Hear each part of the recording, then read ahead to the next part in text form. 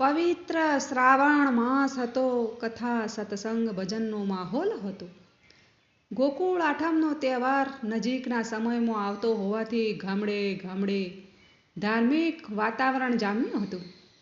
ભગવાન શ્રી કૃષ્ણના જન્મનો ઉત્સવ ઉજવવા સૌ ભક્તો અધીરા હતા. દીકરીઓ પોતાના સાસરેથી ઢોલે રમવા, જન્માષ્ટમીના તહેવારો ઉજવવા પોતાના પિયર આવી રહી હતી. એ પવિત્ર સમયમાં દારણોજ ગામનો એક ઢોલી વડગામે ઢોલ વગાડવા આવેલો. આ ધર્મો નામે ઢોલી રોજ ગામના ચોરે ઢોલ વગાડતો હતો અને ગામની બાઈઓ દીકરીઓ જન્માષ્ટમીના ઉત્સવ નિમિત્તે નવા વસ્ત્રો અને આભૂષણો પહેરીને ઢોલના તાલે શ્રી કૃષ્ણ ભક્તિના ભાવપૂર્ણ મધુર ગીતો ગાતી ગાતી ઢોલે રમતી હતી.